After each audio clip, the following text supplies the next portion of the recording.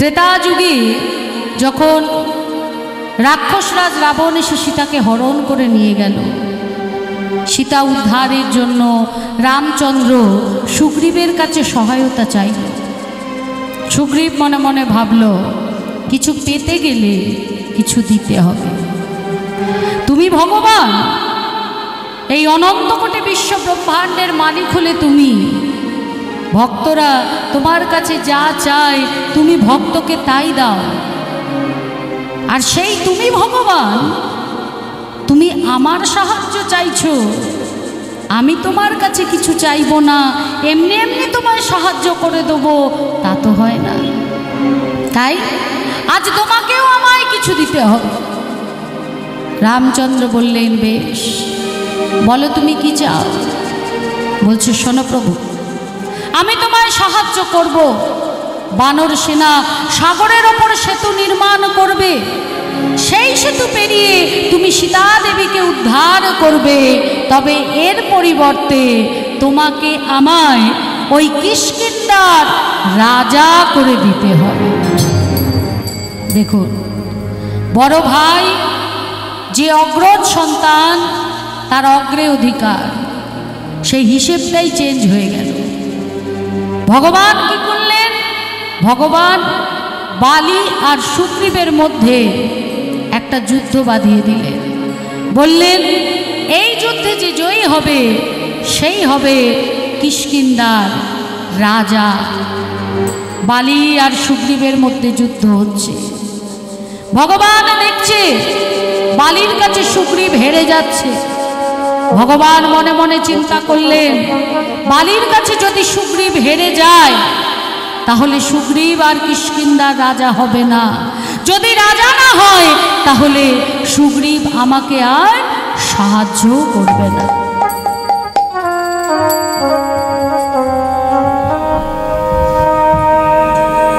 শিল্পীর লীলা কীর্তনে সন্তুষ্ট হয়ে আমাদের আদর্শনগর নিবাসী কানাই কর্মকার, কমল কর্মকার এবং বীণা কর্মকার তাকে 85 টাকা দিয়ে পুরস্কৃত করলেন এবং তাকে উৎসাহিত করলেন।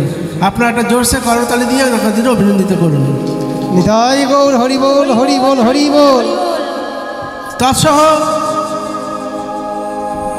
যাদের সহযোগে উনি এত সুন্দর লীলা কীর্তন পরিবেশন করছেন তাদেরকেও কমল কর্মকার এবং কানাই কর্মকার প্রত্যেককে 20 টাকা করে তাদের পুরস্কৃত করছেন। নিতাই গৌর হরি বল। এই যে সাউন্ড সিস্টেম, সুন্দর সাউন্ড সিস্টেমের উপরই অনেক সময় অনেক অনুষ্ঠান নির্ভর করে। তারা এত সুন্দর সাউন্ড সিস্টেমটা পরিবেশন করছেন এখানে, বা তারা জারি রেখেছেন আর কি। তাদের সেই সাউন্ড সিস্টেমের জন্যই কানাই কর্মকার এবং কমল কর্মকার তাদের প্রত্যেককে 20 টাকা করে পুরস্কৃত করছেন। আপনার একটু জোরসে করতালি দিয়ে অভিনন্দিত করুন। নিতাই গৌর হরি বল। এবং শিল্পীর লীলা কীর্তনে সন্তুষ্ট হয়ে আদর্শনগর নিবাসী দীপালি সাহা শিল্পীকে 85 টাকা দিয়ে পুরস্কৃত করলেন।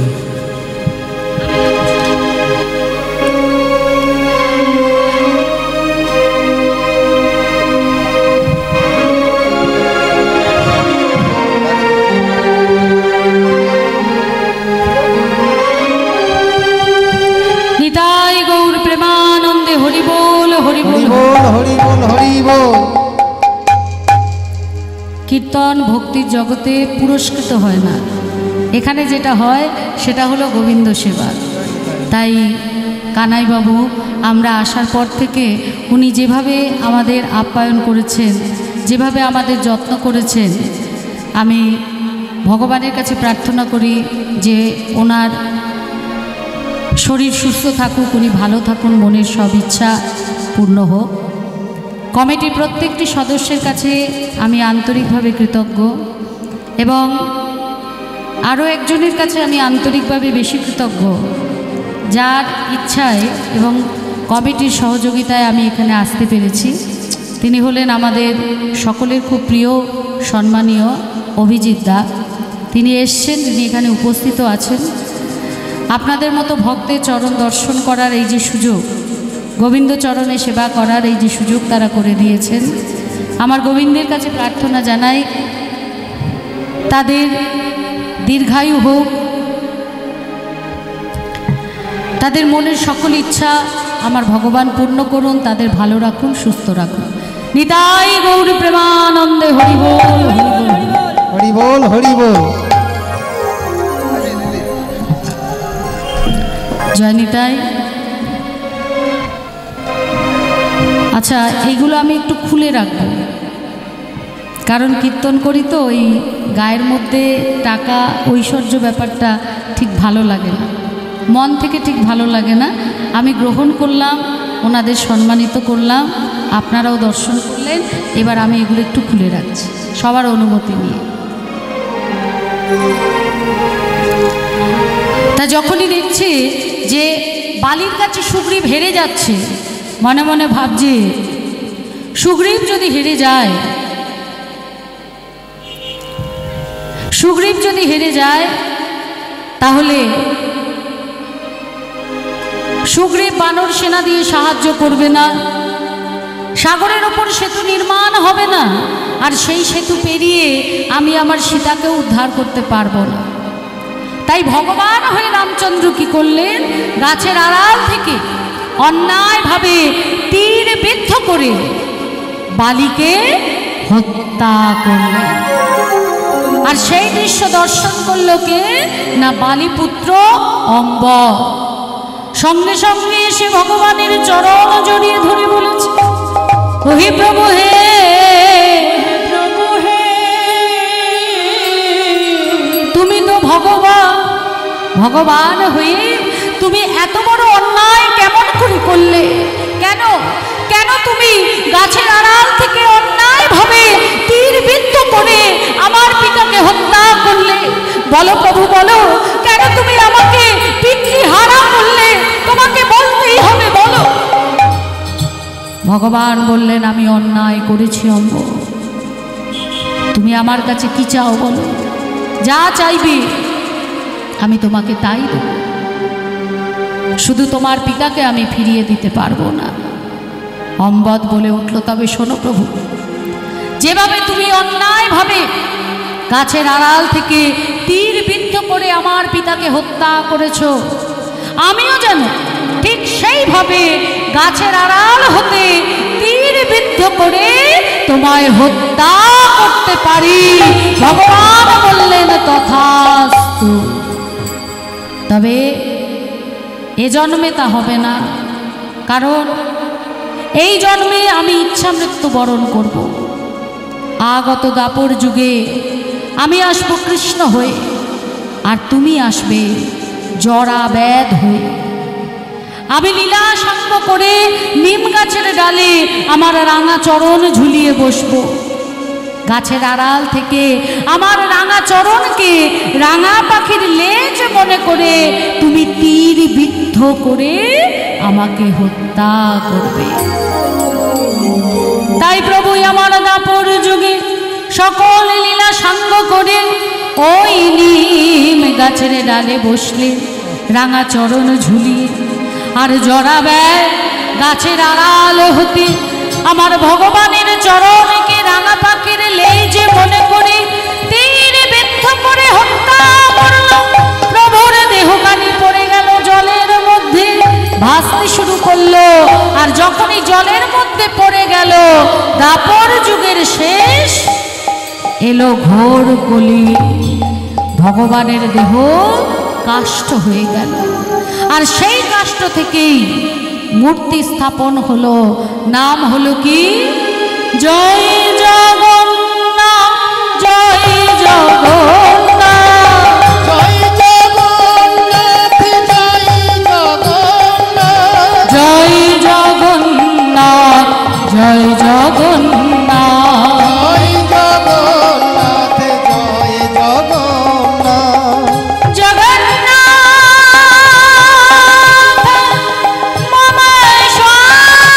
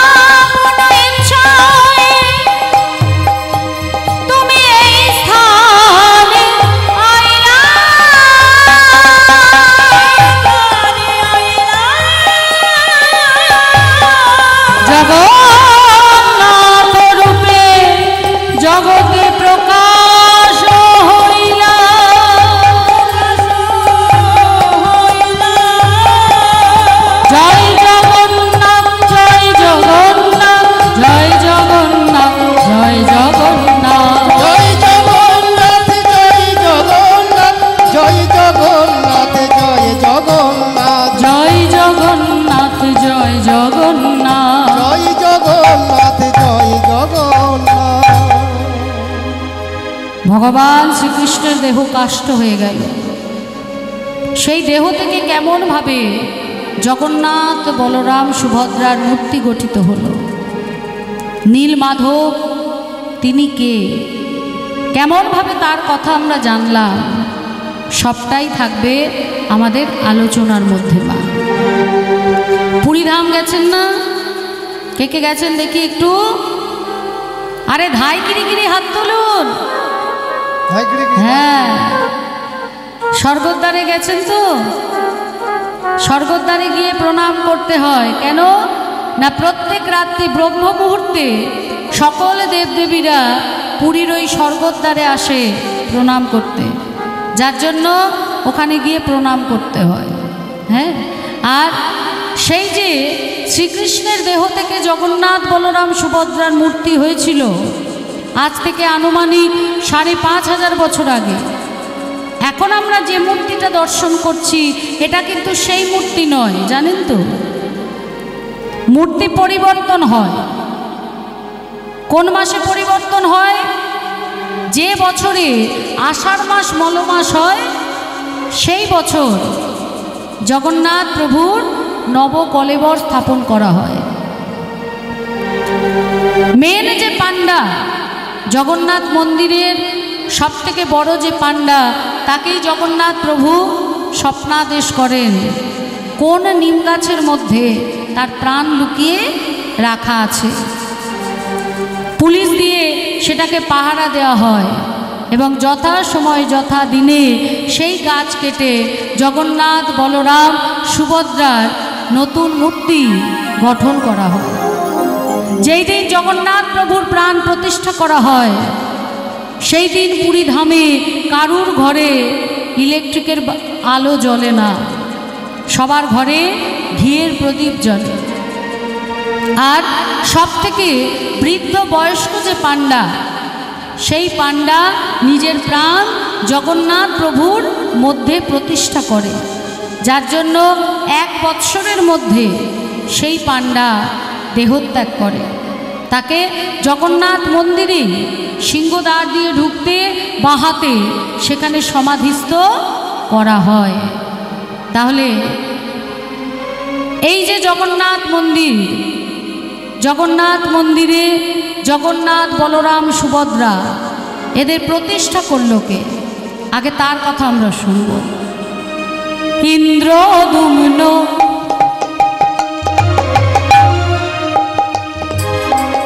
নাম রাজা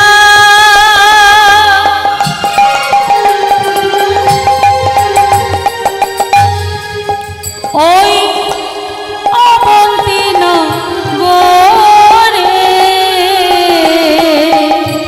ইন্দ্রদুম্ন নামে রাজা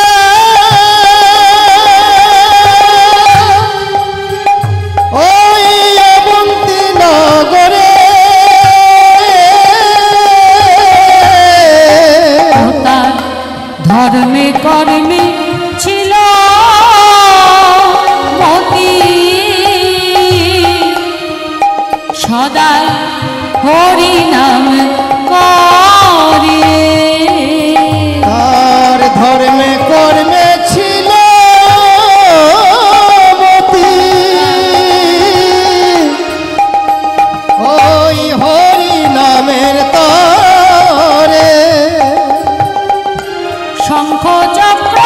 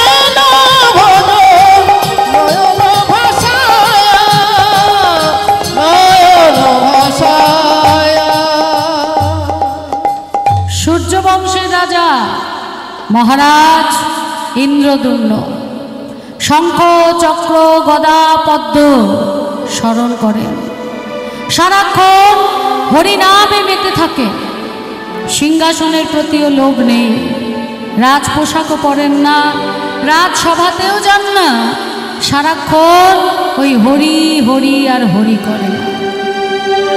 কিন্তু রাজা যদি রাজসভায় না যায়, রাজকার্য পরিচালনা না করে, প্রজারা কতক্ষণ সহ্য করবে?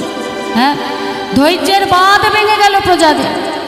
নিজেদের মধ্যে আলোচনা করছে, বলিয়ে কেমন রাজা, রাজসভায় আসে না, রাজত্ব দেখাশোনা করে না, আমাদের খোঁজ খবর নেয় না। এমন রাজা থাকার থেকে না থাকা ভালো। আমরা এমন রাজা চাই না, এর বদলে আমরা অন্য রাজা নিয়ে আসি। এই রাজাকে আর আমরা চাই, আমরা বিদ্রোহ ঘোষণা করব এই রাজার বিরুদ্ধে। সবাই মিলে বিদ্রোহ ঘোষণা করল। খবর গেল রানী গুন্ডিচার কানে। গুন্ডিচা ছুটতে ছুটতে আসছে, মহারাজ সর্বনাশ হয়েছে, মহারাজ একেবারে সর্বনাশ হয়ে গেছে। কি হয়েছে? কি হয়নি তাই বলুন। আপনার প্রজারা আপনার বিরুদ্ধে বিদ্রোহ ঘোষণা করেছে। তারা বলেছে এমন রাজা তারা চায় না, তারা অন্য রাজা নিয়ে আসবে, অন্য রাজাকে রাজ সিংহাসনে বসাবে। ইন্দ্রদুম্ন রাজা বলে উঠল, ভগবান যা করে মঙ্গলের জন্য। সত্যি ভগবান যা করে মঙ্গলের জন্য, আমরা মানতে পারি না তাই না। একদিন একটা কাক, সেই কাকটা মনে মনে ভাবছে, এই জগতে ভগবান কত সুন্দর সুন্দর রঙের পশু পাখি বানিয়েছে, আর দেখো আমাকে বানিয়েছে, দেখো একেবারে কুচকুচে কালো, কেউ আমায় পছন্দ করে না। আমি রামচন্দ্রের কাছে গিয়ে কৈফিয়ত চাইব, এত রং থাকতে আমাকে এরকম কালো কুচকুচে কেন বানালো। এই মনে করে কাক গেল রামচন্দ্রের কাছে। রামচন্দ্রের কাছে যেতেই রামচন্দ্র বলছে, বলো কাক, তুমি কেন আমার কাছে এসেছো? বলছে, প্রভু তোমার কাছে আমার কিছু বলার আছে। বেশ, বলো কি বলতে চাও। এই জগতে তুমি এত সুন্দর সুন্দর রঙের পশু পাখি বানিয়েছো, আর আমাকে বানিয়েছো দেখো একেবারে কুচকুচে কালো। তবুও যদি আমার কণ্ঠটা ভালো দিত, কোকিলের যেমন মধুর কণ্ঠ দিয়েছো, আমার কণ্ঠটাও যদি ভালো দিতে, তাও দেয়নি। আমার কর্কশ কণ্ঠ, যার বাড়ির ছাদে বসে ডাকি সেই একদম ঢিল ছুঁড়ে আমাকে তাড়িয়ে। বলি, আমি কি অপরাধ করেছিলাম যে আমার রংটাও তুমি কালো দিলে, কণ্ঠটাও কর্কশ দিলে? ভগবান বলছে, কণ্ঠটা কর্কশ কেন জানো? ওটা তোমার খাদ্যের অভ্যাস। দেখো, তোমার বাসায় কোকিল ডিম পাড়ে, তুমি সেই ডিমে তা দাও, তা দিয়ে সেখান থেকে কোকিলেরই বাচ্চা হয়। হ্যাঁ, তারপরেও তোমার কণ্ঠস্বর কর্কশ, কোকিলের মধু।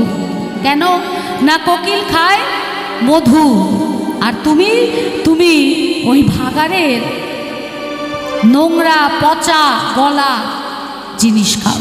তা যেমন খাবে তেমনই তো কণ্ঠস্বর বেরোবে। মধুর খেলে মধুর বেরোতো। বেশ, তা নয় হলো প্রভু, কণ্ঠটা মেনে নিলাম, কিন্তু এত রং থাকতে তুমি আর রং পাওনি, এরম কুচকুচে কালো রং দিয়েছ। রামচন্দ্র বলছে, বেশ, তাহলে কি চাও বলো। বলছে, আমি সুন্দর রং চাই। কার মতো হতে চাও?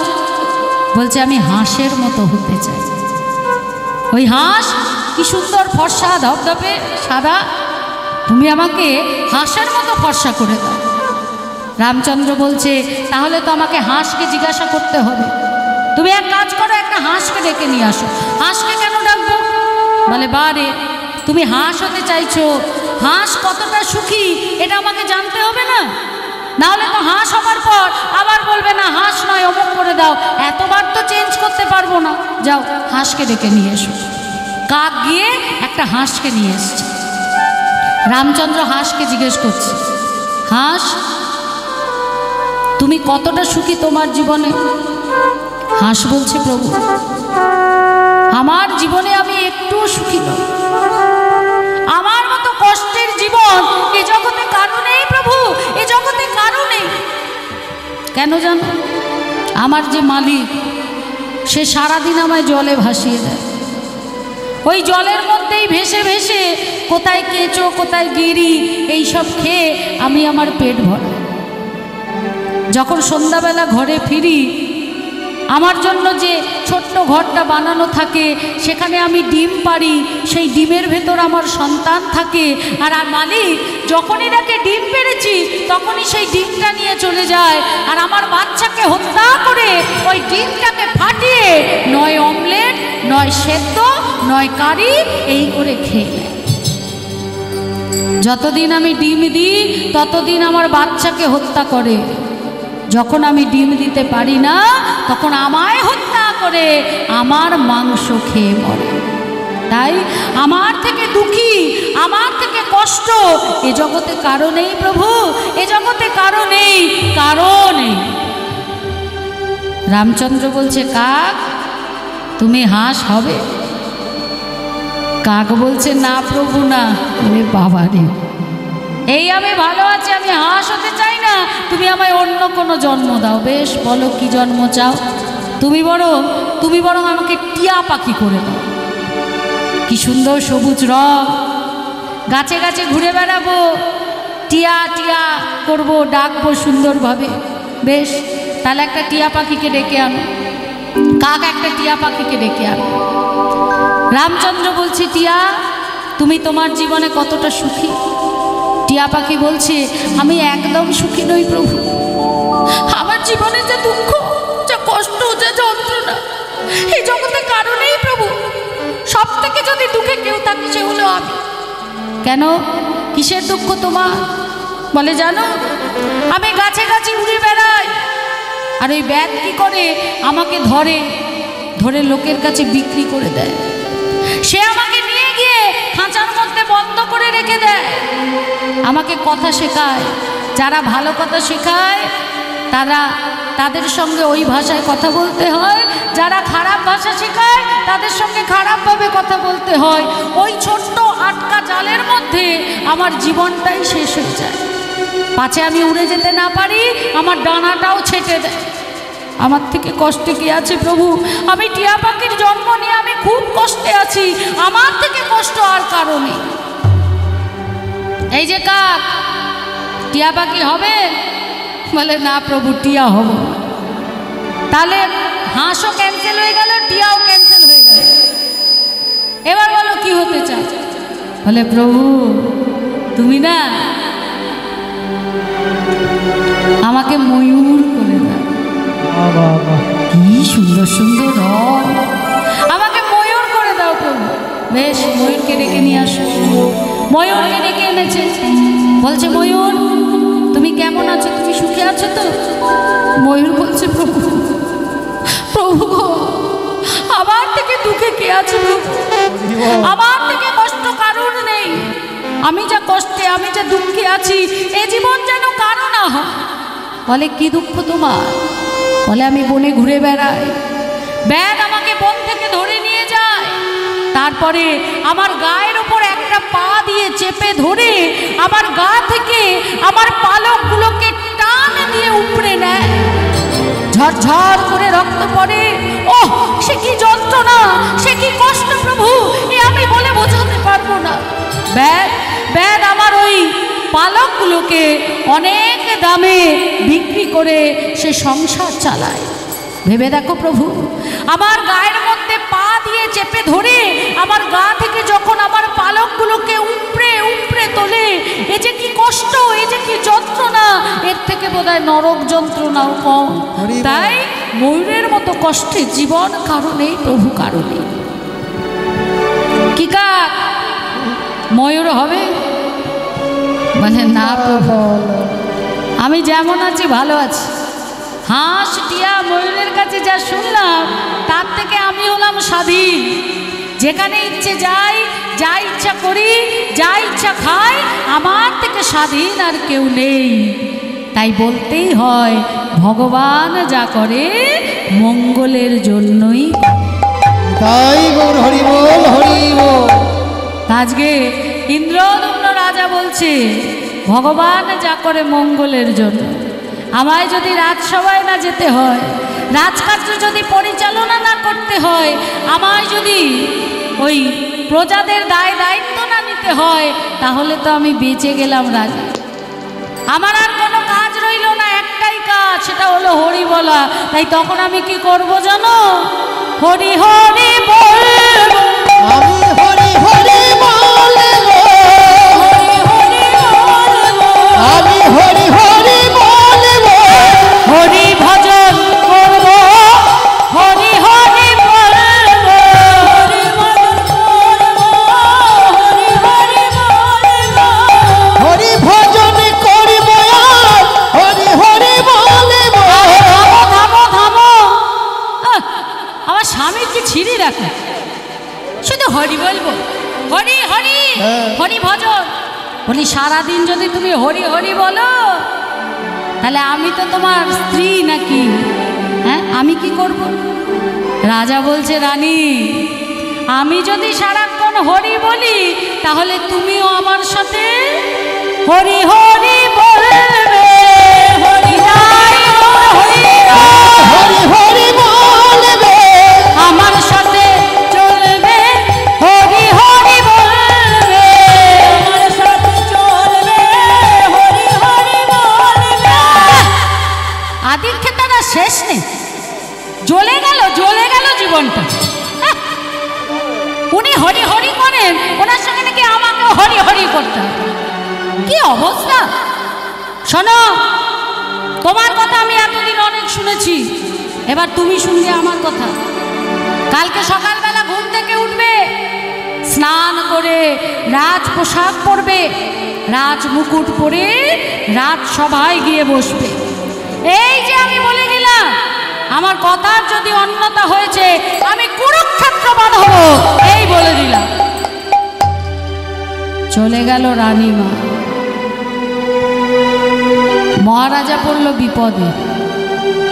হোমা, একবার যে ভগবানের চরণকে সার করেছে, একবার যে বিশ্বাস করতে পেরেছে ভগবান আছে, এ জগতে যা কিছু হচ্ছে সবটাই তার ইচ্ছায় হচ্ছে, ভগবানের চরণে সর্বস্ব সমর্পণ করেছে, হরির যদি সেও হরি বলা ছাড়ে, হরি নাম কি তাকে ছাড়বে?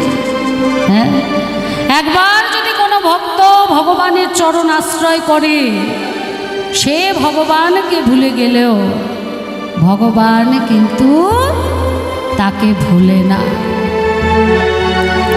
এই যে কুরুক্ষেত্রের যুদ্ধ হলো 18 দিন ধরে, হ্যাঁ, চতুর্থ দিনের দিন দুর্যোধনের পক্ষে তো সব বড় বড় রতি মহারথী সবাই, ভীষ্ম, ধৃতরাষ্ট্র, কুলগুরু দ্রোণাচার্য, কৃপাচার্য, সব বড় বড় রাজারা, তারা প্রত্যেকে দুর্যোধনের দল, আর পঞ্চপাণ্ডবের দলে শুধুমাত্র কৃষ্ণ।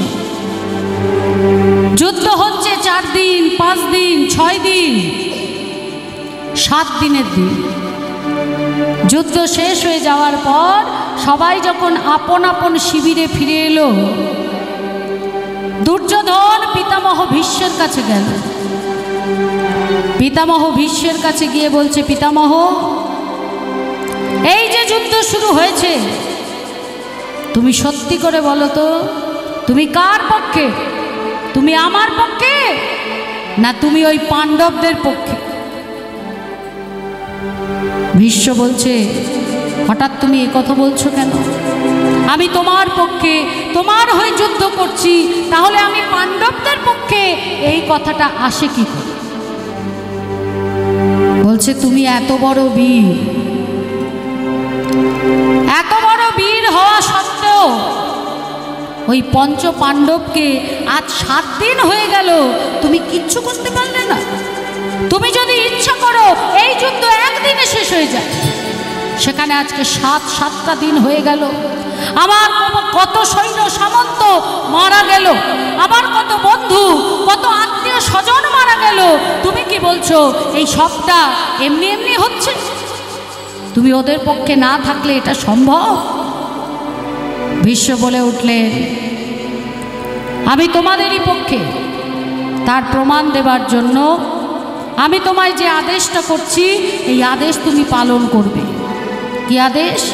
আজকে রাত 12টার সময় তোমার স্ত্রীকে তুমি আমার কাছে পাঠাবে। আমি তোমার স্ত্রীকে যেটা দেব তাতে এই কুরুক্ষেত্রের যুদ্ধে জয় কৌরবের হবে, পাণ্ডবের নয়। দুর্যোধনের আনন্দের সীমা নেই। কথা হলো দুর্যোধন আর ভীষ্মের মধ্যে কেউ জানতে পারল না, কেউ শুনতে পারল না, কিন্তু তারপরেও একজনকে কিন্তু ফাঁকি দিতে পারল না। সেই একজনকে না, সেই একজন হলেন স্বয়ং ভগবান শ্রীকৃষ্ণ। সমস্তটা শোনার পরে তিনি ফিরে এলেন এবং দ্রৌপদীর কাছে এসে বলছে, পাঞ্চালী, আমি যদি তোমাকে রাত্রি 12টার সময় বলি আমার সঙ্গে এক জায়গা যেতে হবে, তুমি কি যাবে? পাঞ্চালী বলছে, নিশ্চয়ই যাব সখা, তোমার সঙ্গে যাব, এতে আমার ভয় কিসে? কোথায় যাবে, কেন যাবে, সে তো তুমি আমায় জিজ্ঞাসা করলে না পাঞ্চালী। পাঞ্চালী মানে দ্রৌপদী বলছে, আমার তো জিজ্ঞাসা করার প্রয়োজন নেই, আমি আমার চোখের মধ্যে কাপড় বাঁধবো, রাত্রি 12টার সময় আমার হাত ধরে তুমি আমাকে যেখানে নিয়ে যাবে চোখ বন্ধ করে আমি সেখানেই যাব। কতটা বিশ্বাস, কতটা ভরসা দেখুন মা। এদিকে দুর্যোধন এসে যখন তার স্ত্রীকে বলল, রাত্রি 12টার সময় তোমায় পিতামহের শিবিরে যেতে হবে, সঙ্গে সঙ্গে দুর্যোধনের স্ত্রী রেগে গেল। রেগে গিয়ে বলছে কি, সারাদিন ধরে সংসারের হাড় খাটুনি খাটবো, সারাদিন ধরে একটু ঘুমাতে পারি না, আবার রাত্রি 12টার সময় না ঘুমিয়ে যাব পিতামহের শিবিরে? আমি যেতে পারবো, আমার অত প্রয়োজন নেই যাবার, তোমার যদি প্রয়োজন হয় তুমি যাও। তাহলে তুমি যাবে না? না, আমি যাব না, কিছুতেই না, কিছুতেই না, কিছুতেই যাব না। দুর্যোধনের স্ত্রী গেল না। রাত্রি 12টার সময় ভগবান শ্রীকৃষ্ণ দ্রৌপদীকে সঙ্গে করে নিয়ে এলো ভীষ্মের শিবিরে। ভীষ্ম তখন তপস্যা করছে। ভীষ্মের চরণের সামনে বসলো দ্রৌপদী। যখনই চরণে হাত দিয়ে প্রণাম করলো, সঙ্গে সঙ্গে চোখ বন্ধ করে ভীষ্ম আশীর্বাদ করলো, আয়ুষ্মান ভব, আয়ুষ্মতী ভব। যখনই আয়ুষ্মতী বলেছে, দ্রৌপদী বলছে, আমার প্রণাম নেবেন পিতামহ। চমকে উঠল ভীষ্ম, তাকিয়ে বলছে, একই একই, এখানে তো দুর্যোধনের স্ত্রীর আসার কথা, তুমি এলে কেমন করে? কার সাথে এসেছো তুমি এত রাত? বলছে, আমায় একজন নিয়ে এসছে পিতামহ। কোথায় সে? সে আপনার শিবিরে দরজার বাইরে দাঁড়িয়ে আছে। শুধু আপনার শিবির নয়, এ জগতে প্রত্যেকের ঘরের বাইরে সে দাঁড়িয়ে থাকে। যেজন ভালোবেসে তাকে ডাকে, তার ঘরেই সে ঢোকে। পিতামহ ভীষ্ম বললেন, সে কে আমায় জানতে হবে। সে আমার ঘরে আসেনি তো কি হয়েছে, আমি তো তার কাছে যেতে পারি।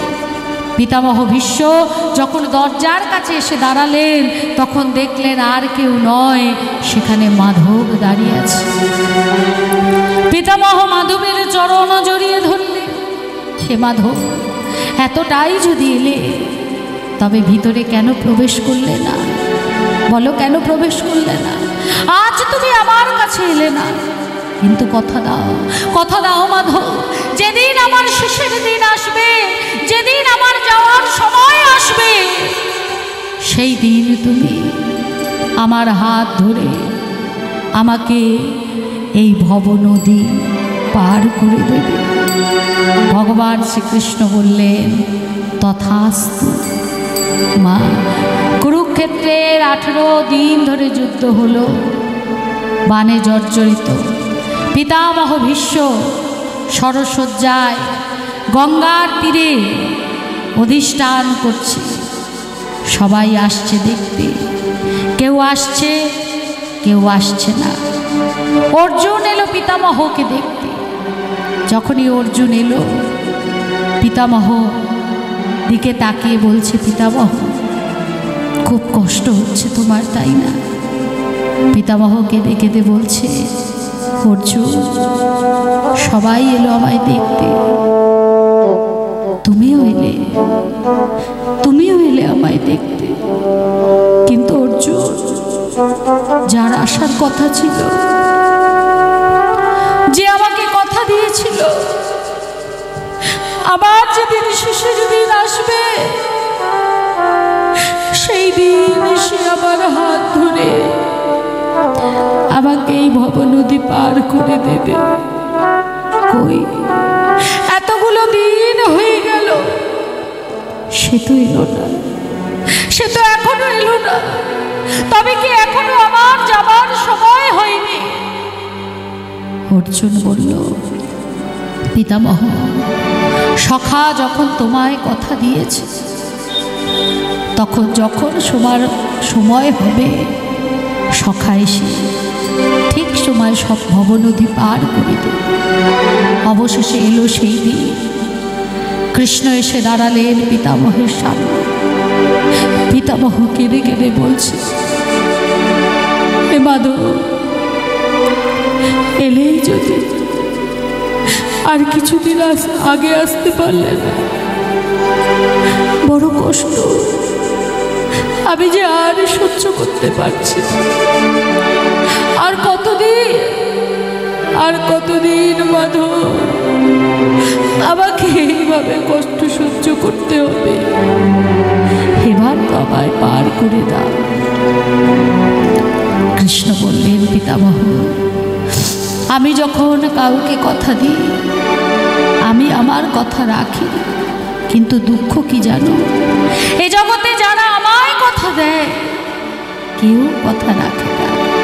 আমি যখন কথা দিয়েছি, তোমার কাছে এসেছি, আমি হাত ধরে তোমায় এই ভবনদী পার করে দেব। বেশ মাধব, তাহলে আমায় তুমি কথা দাও, শুধু এ জন্ম নয়, জন্মে জন্মে তুমি আমায় হাত ধরে পার করবে, তোমার চরণ ছাড়া করবে না। তাই হবে, তাই হবে।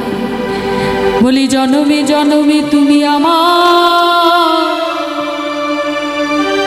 সঙ্গে থাকবে, জন্মে জন্মে তুমি আমার সঙ্গে থাকবে। আমি তোমার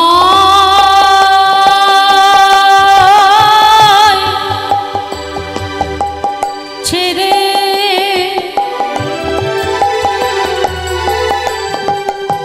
তোমায় ছেড়ে দেব না গো। জন্মে জন্মে তুমি আমার সঙ্গে থাকবে, আমি তোমায় ছেড়ে দেব না গো। ওগো আমি তোমার সাথী হব, আমি তোমায় ছেড়ে দেব না। আমি তোমার সাথী হব, আমি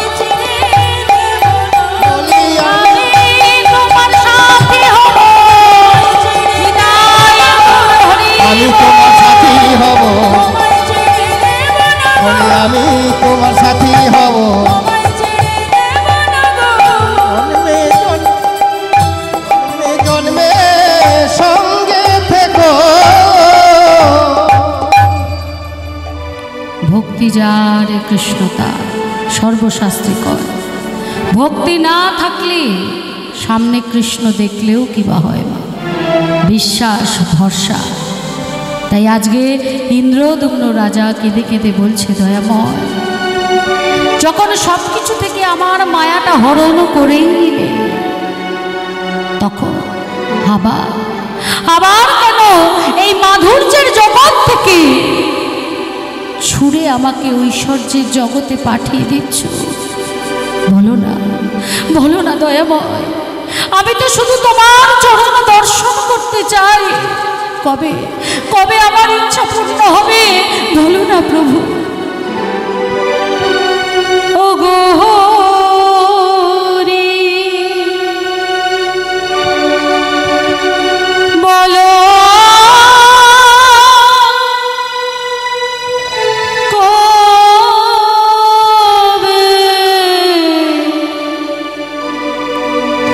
পাবো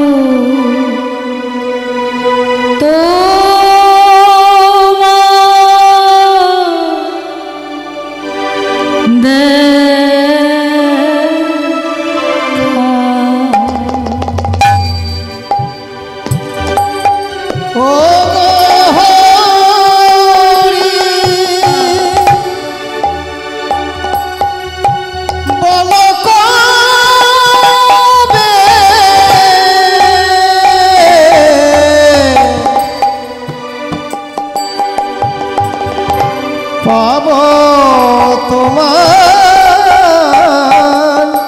দেখা।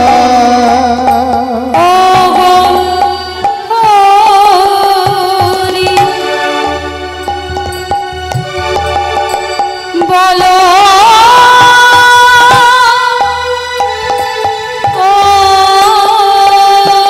কবে পাবো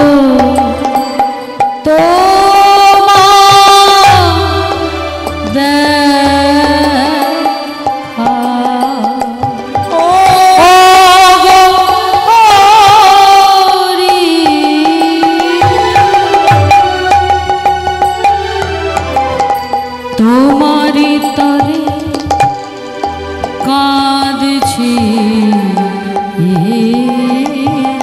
আমি, তোমারি তরে কাঁদছি আমি, নানা পাই না কেন তোমার দেখা। ও হরি, বলো কবে পাবো তোমার দেখা। ও হরি, ও হরি, ও হরি।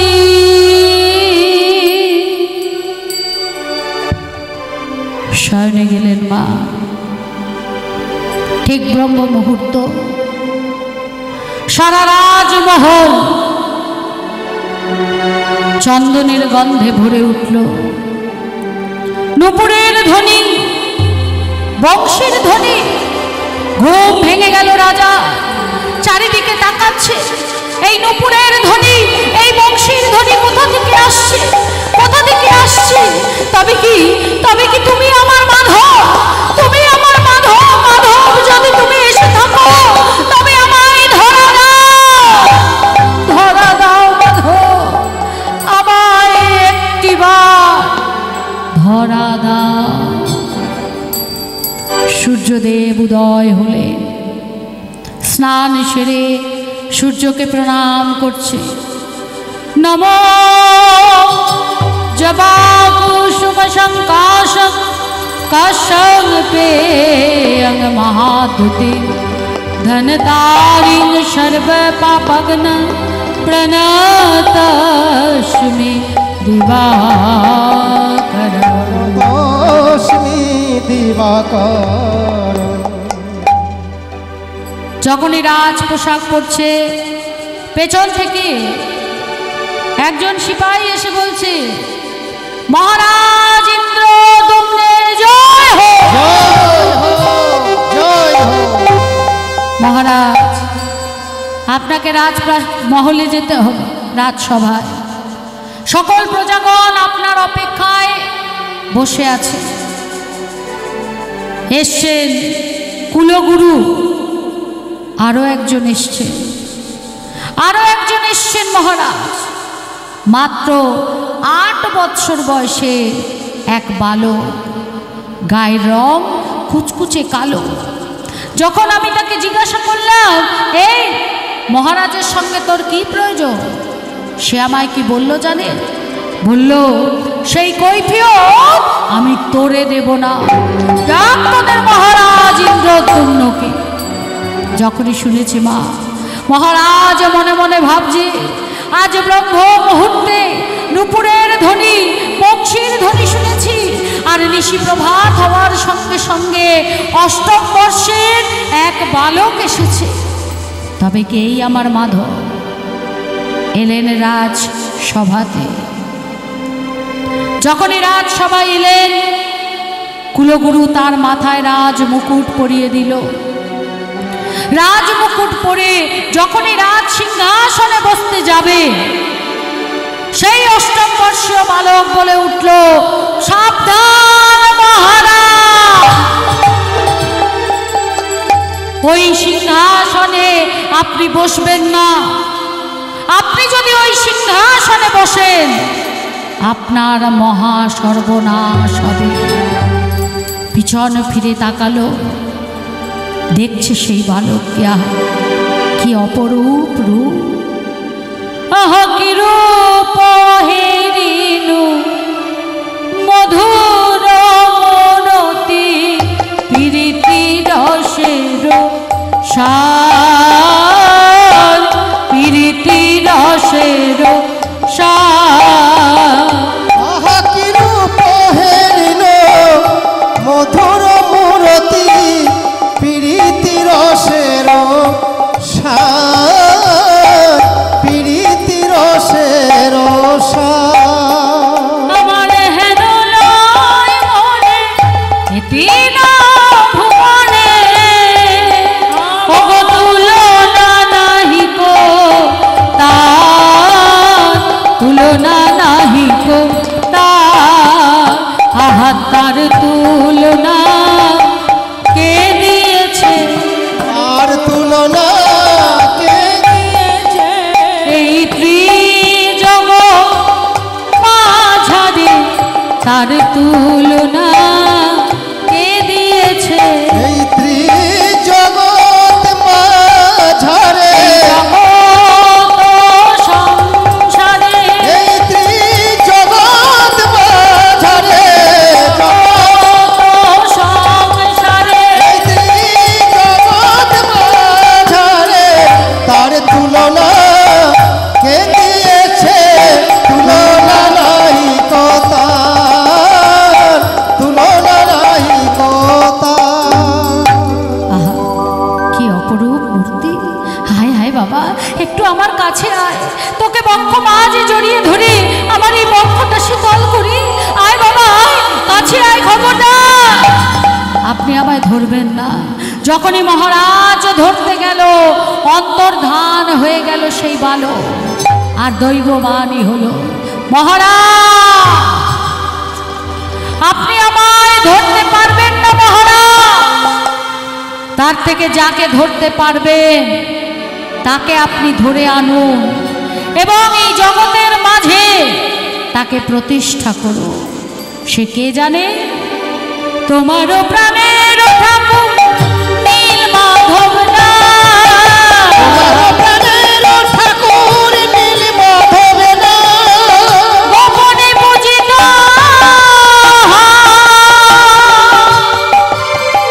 এই মর্তধাম,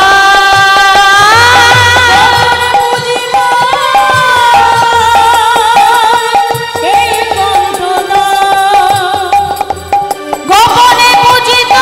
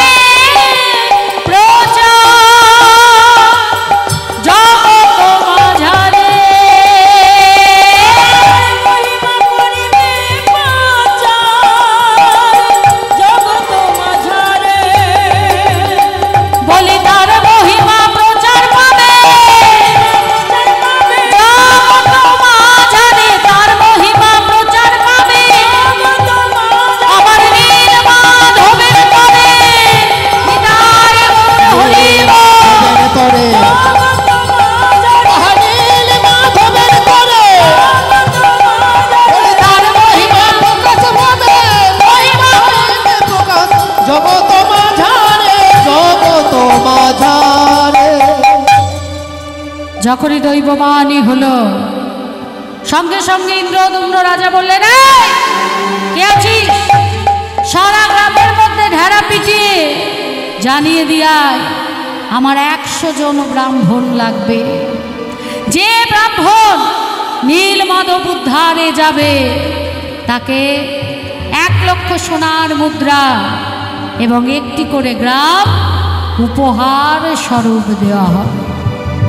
সারা রাজ্যের মধ্যে ঢেরা পেটাচ্ছে, শোনো শোনো শোনো,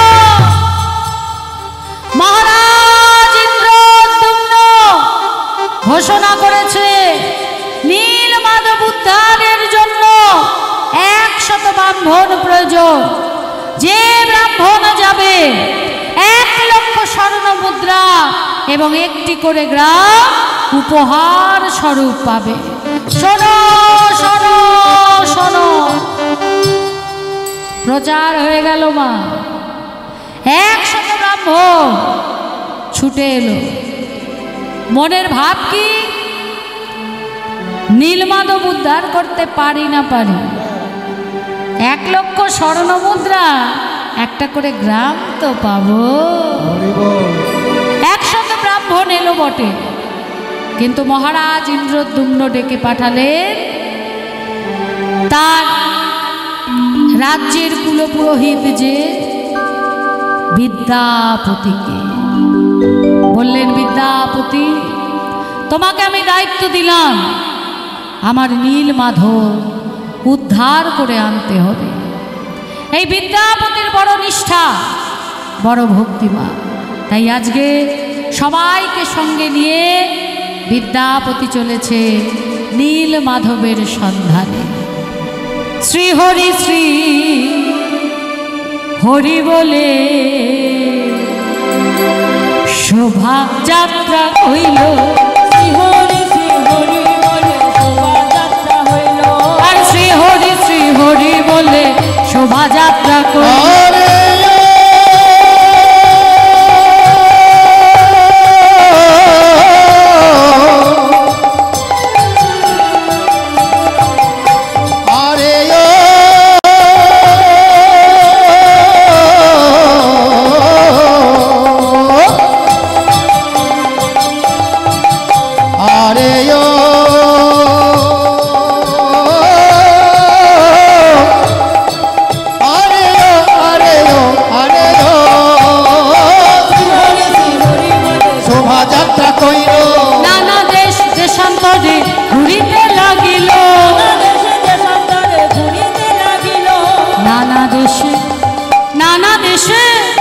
নানা দেশে ভ্রমণ করে মাধবেন্দ্র দিয়া, নানা দেশে ভ্রমণ করে মাধবেন্দ্র দিয়া, নীলমাধব না পাইয়া আইল ফিরিয়া, নীলমাধব না পাইয়া আইল ফিরিয়া, সন্ধান মেলে না, মেলে না, সন্ধান মেলে না, সন্ধান মেলে না, নীলমাধবের সন্ধান মেলে না। নীলমাধব ওই লোভী ব্রাহ্মণ গণে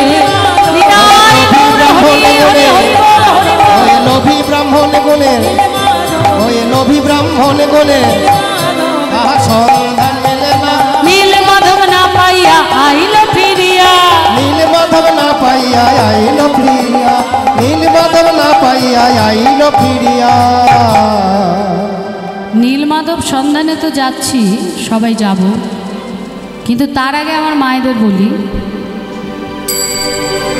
এমন কিছু ঠান্ডা নেই, ঘামছি, তাহলে হাত তুলতে সবার বাধা নেই। তারপরেও কিন্তু সবকটা হাত উঠছে না। হাত তুলছেন না তাতে কোনো অসুবিধা নেই, হাত নাই তুলতে পারেন, ব্যথা হতে পারে, কিন্তু মুখটা তো নাড়তে হবে। হাত না তুলুন, মুখে অন্তত হরি বলতে হবে। কলিযুগে হরি নাম ছাড়া গতি নেই, তাই অভ্যাস করতে হবে হরিবল বলা, মানে প্র্যাকটিস করতে হবে। সবার কিন্তু রিজার্ভেশন হয়ে গেছে, টিকিট কিন্তু কনফার্ম কারুর হয়নি। যেজন হরিবল বলতে পারবে তারই কিন্তু টিকিট কনফার্ম হবে, না হলে কিন্তু রিজার্ভেশন ক্যান্সেল হয়ে যাবে। হ্যাঁ, তাই অভ্যাসের মধ্যে থাকতে হবে, প্র্যাকটিস। অভ্যাসের মধ্যে থাকলে কি হয় শুনুন। একটা বাচ্চা ছেলেটা ফুটবল খেলে, ফুটবলই তার ধ্যান জ্ঞান সব কিছু। তার বাবা বাইরে থাকে, মাসে একবার করে আসে। তো বাবা এসছে, হ্যাঁ, এবার ছেলে মায়ের কাছে বায়না ধরেছে, ও মা আমি বাবার কাছে ঘুমাবো, ও মা আমি ঘুমাই, বাবার কাছে ঘুমাই। মা বলছে বেশ যা বাবার কাছে ঘুমা। খাটে বাবা আর ছেলে শুয়েছে, বাবাও ঘুমাচ্ছে ছেলেও ঘুমাচ্ছে। হঠাৎ ঘুমাতে ঘুমাতে বাবারে গেল রে, কোনটা গেল রে।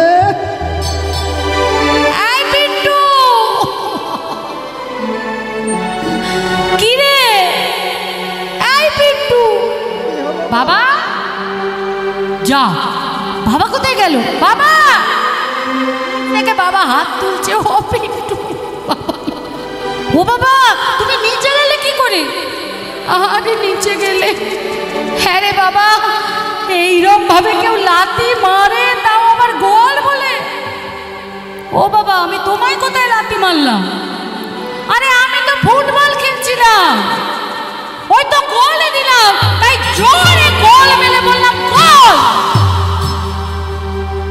বলে বাবা তুমি ঘুমিয়ে ঘুমিয়ে স্বপ্ন দেখছি, তাই বলটা হয়ে গেছি আমি, আর আমাকে ওই গোল দিয়ে বিছানা থেকে নিচে ফেলে দিয়েছি। ছেলেটার কি দোষ মা? সে সারাক্ষণ তো ফুটবল, ধ্যান জ্ঞান সব কিছু, তাই ঘুমের ঘরেও দেখছে ফুটবল খেলছে, তার আর খেয়াল নেই পাশে বাবা শুয়ে আছে। বাবাকে ফুটবল মনে করে একেবারে গোল করে দিয়েছে, আর বাবা বিছানা থেকে নিচে পড়ে গেছে। দেখছেন তো, সেই জন্য অভ্যাসের মধ্যে থাকতে হবে, ভিতরে সবসময় নাম চলবে। এটা এমন একটা যুগ, আপনি যাই করুন না কেন, হরিনাম না করলে কোনো উদ্ধার পাবেন না। হরিনাম ছাড়া গতি নাই, গতি নাই, গতি নাই, যাই করুন আপনি। হ্যাঁ, শ্রীকৃষ্ণের চরণে পুষ্পাঞ্জলি দিলে সকল দেবদেবীর চরণে সেই ফুল পৌঁছে যায়। আমরা লক্ষ্মী পুজো করি, আমরা কালী পুজো করি, যে সরস্বতী পুজো আসছে করি না, এই যে এত পুজো করি আমরা, কিন্তু তাদের কাছ থেকে কৃষ্ণ প্রেম ভক্তিটাই চাই। আর ঠাকুর মশাইও এনাদের যে পুজো করে সমস্ত ফুলটা কিন্তু কৃষ্ণের চরণেই দেয়, যাতে যার ঘরে সে যার মঙ্গল কামনায় পুজো করছে সেই মঙ্গল কামনার আশীর্বাদটা যেন কৃষ্ণের সঙ্গে সকল দেবদেবীর কাছ থেকে লাভ করতে পারে। বলে না, নমো অপবিত্র পবিত্র বা সর্বাবস্থানগত পিবা যৎসরিত পুণ্ডরিকাক্ষং সবাচ্ছং অভ্যন্তর সূচি। বলে না, মাধব মাধব হো মাধব বাচি সায়ন্তী সাধব, বলে না। হ্যাঁ, তাহলে কৃষ্ণ মন্ত্রই বলছে, কৃষ্ণ চরণেই ফুল দিচ্ছে, কিন্তু সেই ফুলটা যখন লক্ষ্মী পুজো হচ্ছে মা লক্ষ্মীর চরণে পড়ছে, যখন কালী পুজো হচ্ছে ভগবানের চরণ থেকে কালী চরণে যাচ্ছে, সরস্বতী পুজো হচ্ছে ভগবানের চরণ হয়ে সরস্বতী চরণে যাচ্ছে, নিবেদন হচ্ছে কিন্তু কৃষ্ণ চরণ। তাই কৃষ্ণ নাম, হরি নাম ছাড়া গতি নেই মা। চারখানা দ্বার যমরাজার, হ্যাঁ, উত্তর দক্ষিণ পূর্ব পশ্চিম। উত্তর দ্বারে কারা যাবে জানেন? সাধুগণ, মুনিগণ, ঋষিগণ, বৈষ্ণবগণ যারা, তারা যাবে উত্তর দ্বারে।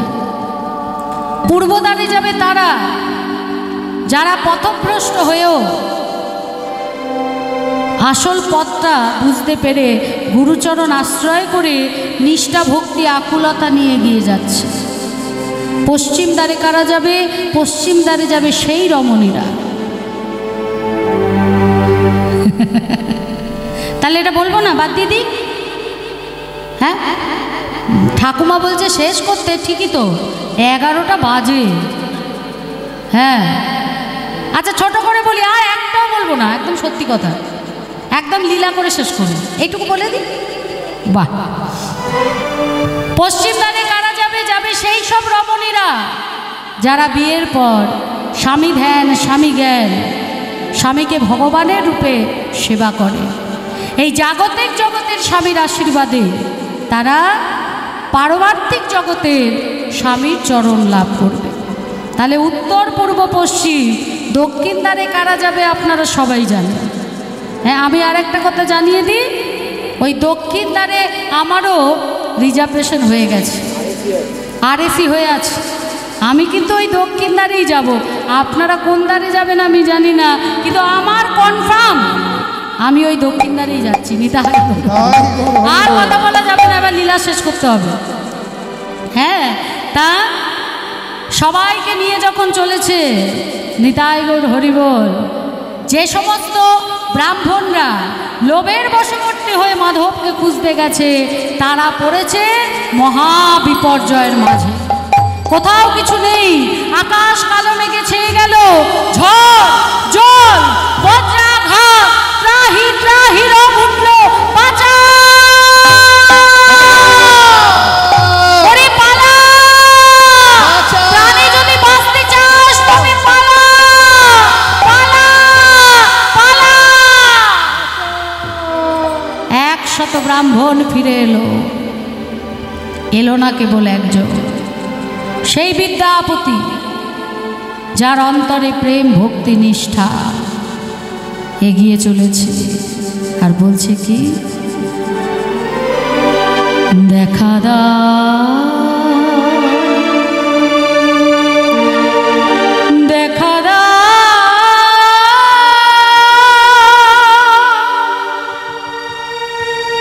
ও হে নীলমাধব,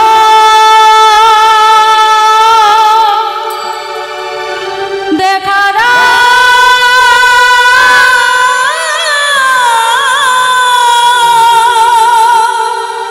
ও হে নীলমাধব।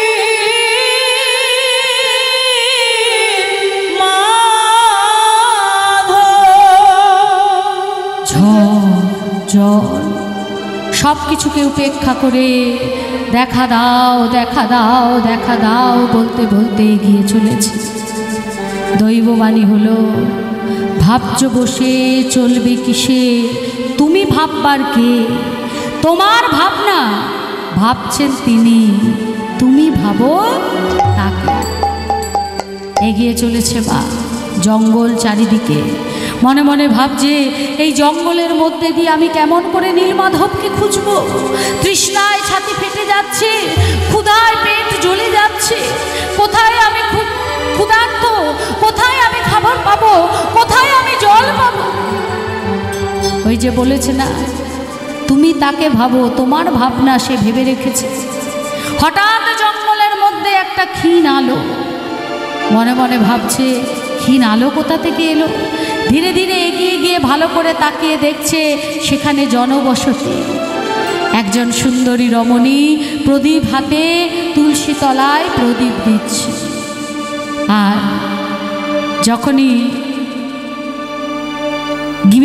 যখনই গিয়ে দাঁড়িয়েছে বিদ্যাপতি, সেই রমণী তাকে দেখে বলছে, বলো কে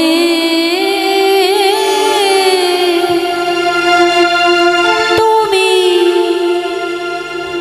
দাঁড়ায়ে আছো রে,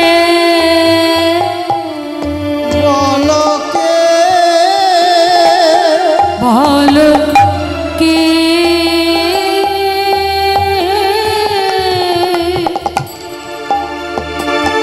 তুমি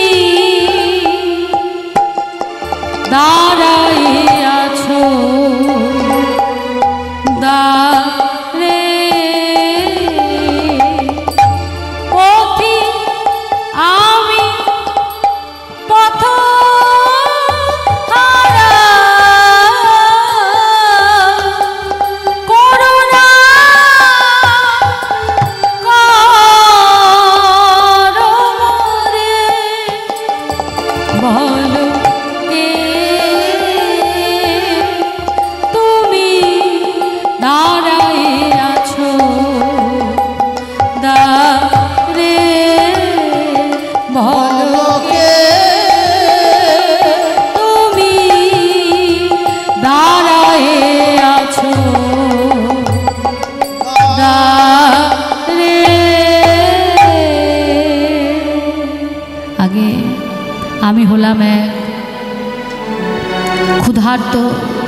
তৃষ্ণার্ত পথি, আমাকে আমাকে একটু জল দেবে? নিশ্চয় দেব, তুই এখানে দাঁড়া কেনে, আমি এখনই তোর জন্য জল আনছি। যেই না জল নিয়ে এসছে, বলছে আমি হলাম ব্রাহ্মণ সন্তান, তোমার ঘরে সেবার জন্য কিছু পাওয়া যাবে? রে, তুই ব্রাহ্মণের ঘরের বিটাটো আছিস, তুই আমাকে বলছিস জল খাবি, খাবারটা খাবি? তুই জানিস আমি জাতিতে কি আছি? আমার জাতিটা কি জানিস? তবে শোন না কিনে, সবর কন্যায় আমি নাম ললিতা। সবর কন্যায় আমি নাম ললিতা। সবর কন্যায় আমি নাম ললিতা। ও সবর কন্যায় আমি নাম ললিতা। সবরাজ বিশ্বা বসু হলেন আমার পিতা।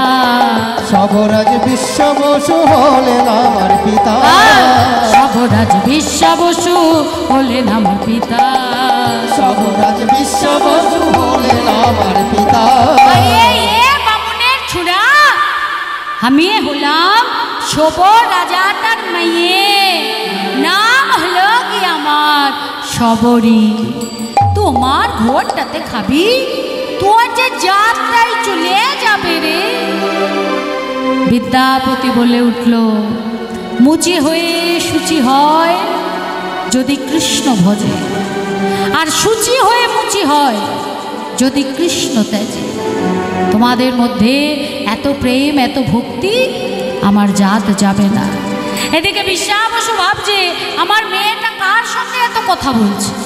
আরে এ বেটি, আরে এ ললিতা বেটি, বলি কার সাথে এত মুখ পোকাইছিস? ও বাবা, একটু একটু ছোড়া আইছে বাবা, বামুনের ছোড়া, ক্ষুধাটা পেয়েছে, জল তো চাইছে, তু বাহার আনা কেনে। বিশ্বা বসু এসে বিদ্যাপতিকে দেখে বলছে, তু ব্রাহ্মণের বিটা তো আছিস? আগে হ্যাঁ। তু ক্ষুধার্ত, তু তৃষ্ণার্ত? আগে হ্যাঁ। আমাদের ঘরটাতে যদি খাস তোর যে জাত চুলিয়ে যাবে রে। বিদ্যাপতি বলে উঠল, তোমাদের এত নিষ্ঠা, এত ভক্তি, আমাকে একটু জল দাও। আরে এ বেটি, যা যা, ইমন সুযোগটা আর পাবি ক্লাই রে। রে, খাবার তো নিয়ে টায়, জল তো নিয়ে টায়, এই বামনের বিটাটাকে শীঘ্র করে শিবাটা দে। ভিতরে নিয়ে গিয়ে সেবা দিলেন, জল দিলেন। একদিন দুদিন নয়, বিদ্যাপতি সেখানে যখন থাকছে তখন 8 দিন। সপ্তম দিনের দিন রাত্রিবেলা মনে মনে ভাবছে যে মাধব, কোথায় আটকে গেলাম, তোমার খবরও তো পাচ্ছি না, কোথায় গেলে পাবো? হঠাৎ হঠাৎ রাত্রিবেলা বিশ্বা বসু মেয়েকে ডাকছে, হে বেটি, আরে এ ললিতা বেটি, আরে বাহারা, পূজার জিনিসটা নিয়ে যা। আরে আমার কমণ্ডলটা কোথাটা গেল, আরে নিয়ে তো আয়। এই বিশ্বা বসুই হচ্ছে নীল মাধবের গোপন পূজারী। পরের দিন সকালবেলায় বিদ্যাপতি ললিতাকে বলছে, ললিতা, দেখতে দেখতে আজকে 8 দিন, আর তো আমি থাকতে পারবো না, এবার যে আমাকে যেতে হবে। দুজনের মধ্যে প্রেম বিনিময় হয়েছে মা।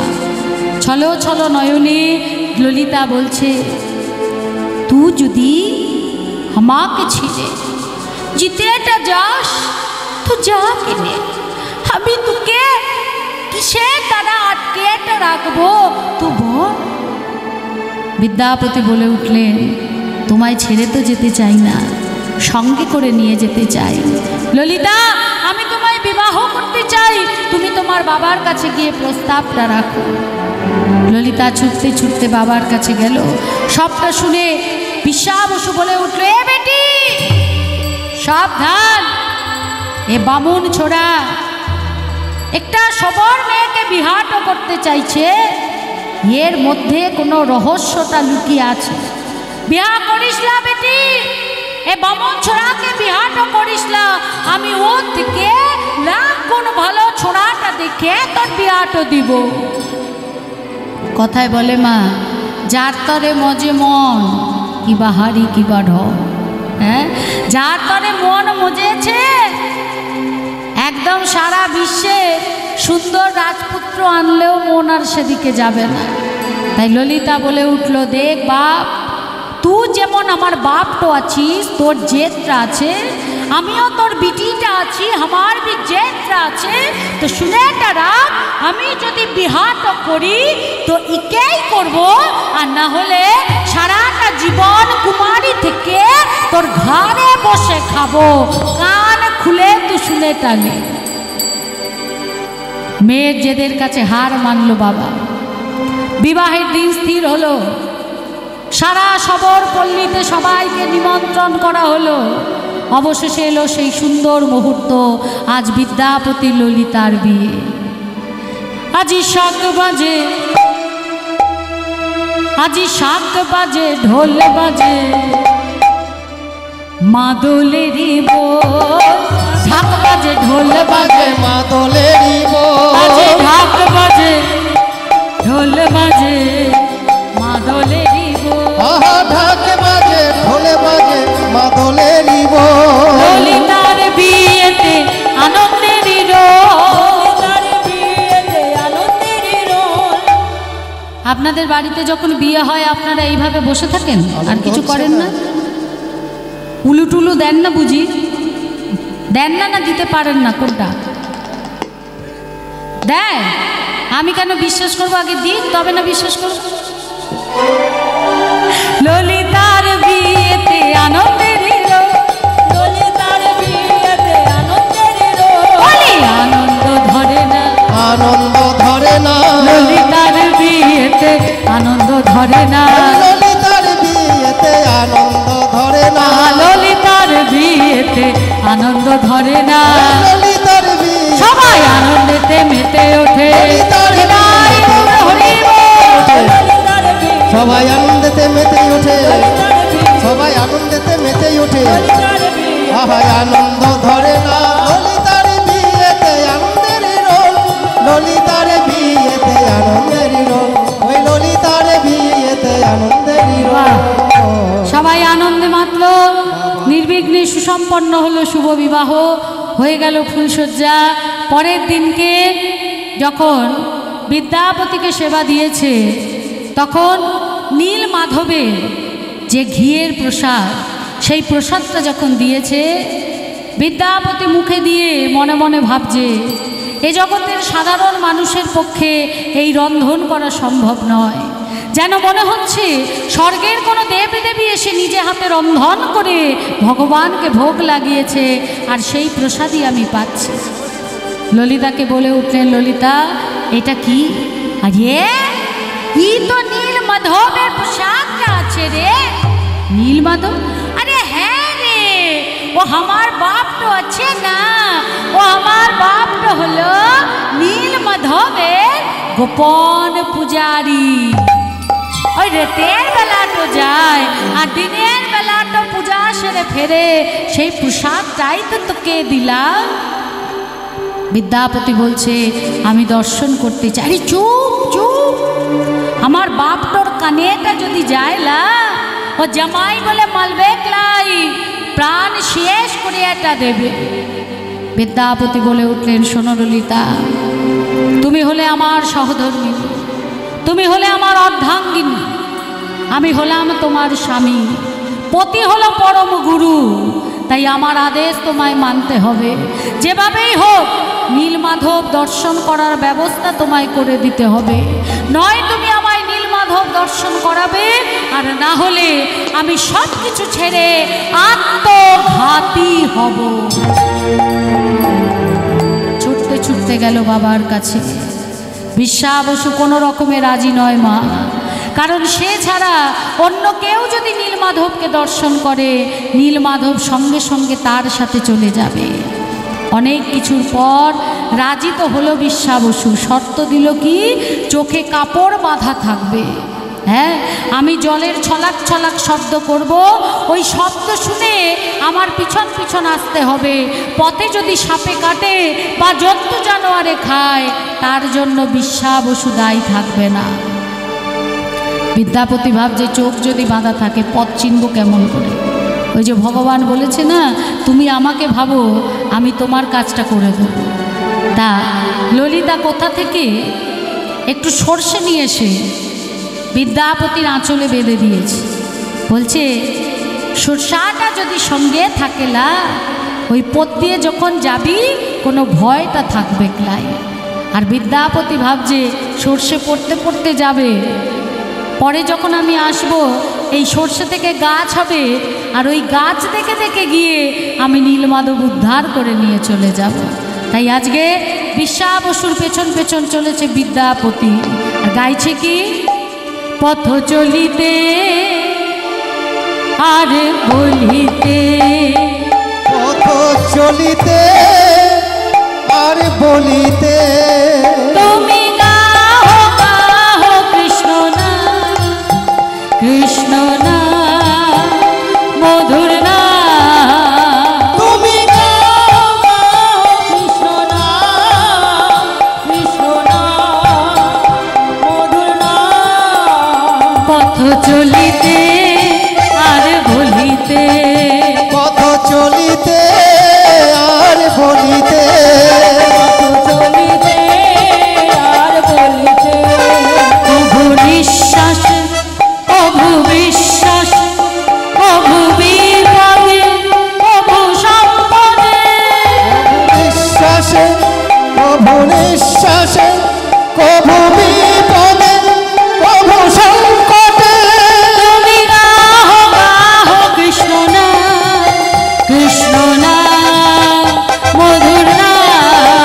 পথ চলিতে আর বলিতে, পথ চলিতে আর বলিতে, পথ চলিতে আর আর বলিতে।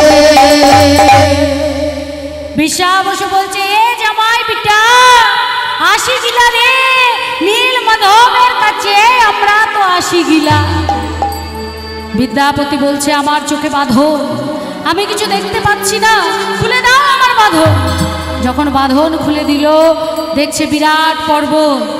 বললেন এই পর্বতের তটেই আছে নীলমাধব। বিদ্যাপতি দর্শন করল, স্বর্গের থেকে এক এক করে সকল দেবদেবী নানা রকম উপঢৌকন সামগ্রী নিয়ে এলো। ব্রহ্মা ঘণ্টা নেড়ে নীলমাধবের পুজো করলো। ইন্দ্র নীলমাধবের গলায় মালা পরিয়ে দিল। পরিক্রমা করে আবার তারা স্বর্গে ফিরে গেল।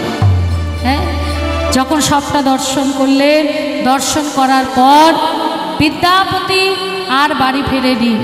বিশ্বা বসু ললিতার কাছে ফিরলেও বিদ্যাপতি সেখান থেকে চলে গেছিল অবন্তীনগরে। রাজা ইন্দ্রদুম্নকে সব কিছু বলে যখন তাকে নিয়ে এলেন, তখন দেখছেন কি যে সেখানে নীলমাধব আর নেই। দৈববাণী হলো, রাজা ইন্দ্রদুম্ন তুমি মন্দির প্রতিষ্ঠা করো, যথা সময়ে আমি সেখানে প্রকট হব। রাজা ইন্দ্রদুম্ন মন্দির প্রতিষ্ঠা করলেন। যখন মন্দির প্রতিষ্ঠা করছেন বিশ্বকর্মাকে দিয়ে, নীলমাধব দৈববাণী করলেন যদি সূর্য উদয়ের আগে মন্দির প্রতিষ্ঠা হয় তাহলে আমি ভুবনেশ্বরী থাকব, আর যদি সূর্য উদয় হয়ে যায় তাহলে ওই নীলগিরি পর্বত থেকে আমি আর ভুবনেশ্বর নয় সোজা চলে যাব পুরী ধামে। বিশ্বকর্মাকে দিয়ে মন্দির প্রতিষ্ঠা করা হলো, কিন্তু সূর্য উদয়ের আগে মন্দিরের চূড়াটা আর সম্পূর্ণ হলো না। তাই নীলমাধব নীলগিরি পর্বত থেকে চলে গেলেন কোথায় না, চলে গেলেন পুরী ধামে। এদিকে ভেসে এলো কাঠ, আর এদিক থেকে এলেন কে না নীলমাধব। সেই কাষ্ঠ আর নীলমাধব মিলে জগন্নাথ বলরাম সুভদ্রার মূর্তি গঠন করা হলো। বিশ্বকর্মা যখন মূর্তি গঠন করছেন তখন তিনি বলেছিলেন নিজে থেকে বাইরে না বেরোলে কেউ যেন তাকে বিরক্ত না করে। ঘরের মধ্যে মূর্তি প্রতিষ্ঠা, মূর্তি গড়া হচ্ছে। হঠাৎ রানী গুন্ডিচা ঘরের ভিতর কোনো আওয়াজ না পেয়ে তিনি রাজাকে গিয়ে বললেন, রাজা, ঘরের ভিতর থেকে কোনো আওয়াজ পাওয়া যাচ্ছে না, যে কারিগর বানাচ্ছে তবে কি সে প্রাণে মারা গেল? আমাদের উচিত দরজা ভেঙে ভিতরে যাও। এই বলে দরজা ভেঙে যখন ভিতরে প্রবেশ করলেন তখন দেখলেন কারিগর নেই, আর হস্তপদমুদিত অবস্থায় জগন্নাথ, বলরাম, সুভদ্রা তারা বিরাজ করছে। যে মূর্তি রূপকিনী সত্যভামা দর্শন করেছিল, ভগবান দর্শন করিয়েছিলেন রূপকিনী সত্যভামাকে, জগন্নাথের সেই মূর্তি হলো না। কারণ মূর্তি সম্পূর্ণ হওয়ার আগেই সেই মূর্তি ভেঙে গেল। যেহেতু দরজা ভেঙে ঢুকলো তাই সেই মূর্তি সম্পূর্ণ হলো না। সেই হস্তপদমুদিত অবস্থায় জগন্নাথ, বলরাম, সুভদ্রা আজও পুরীধামে বিরাজ করছে, যাকে আমরা দর্শন করি। তাই জগন্নাথ দর্শন করলে অবশ্যই নীলমাধব দর্শন করতে হয়, না হলে জগন্নাথ দর্শন কখনো সম্পূর্ণ হয় না। জগন্নাথ দর্শন করে ওখান থেকেই গাড়ি যাচ্ছে নীলমাধব, অবশ্যই যাবেন, সেখানে পদ্ম পাতার ওপর নীলমাধবের প্রসাদ পাবেন, নীলমাধবকে দর্শন করবেন, আপনার জগন্নাথ যাত্রা সম্পূর্ণ হবে। যশোদা দুলা ব্রজের রাখা, কেশব মাধব গিরিধারী লাল, যশোদা দুলাল ব্রজের রাখাল, কেশব মাধব গিরিধারী লাল। যশোদা দুলা ব্রজের রাখাল, কেশব মাধব গিরিধারী লাল। যশোদা দুলাল ব্রজের রাখাল, কেশব মাধব গিরিধারী লাল। জয় দাও, জয় দাও, আমার নীলমাধবে জয় দাও, জয় দাও, আমার নীলমাধবে জয় দাও, জয় জগন্নাথ বলে জয় দাও, জয় দাও,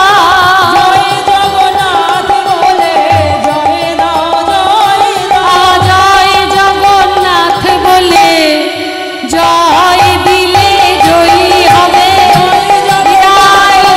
জয় দিলে জয় হবে, জয় দিলে জয় হবে, জয় দিলে জয় হবে, জয় দিলে জয় হবে।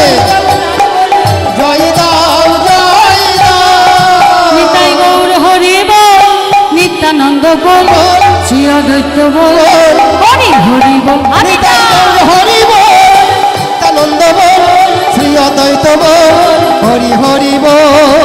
হরি বল, হরি বল, গৌর হরি বল, হরি বল, হরি বল, গৌর হরি বল, হরি বল, হরি বল, গৌর হরি বল, হরি বল, হরি বল, গৌর হরি বল, গৌর হরি বল, নিত্যানন্দ বল, শ্রী অদ্বৈত বল, হরি হরি বল, হরি হরি বল, নিত্যানন্দ বল, শ্রী অদ্বৈত বল, হরি হরি বল।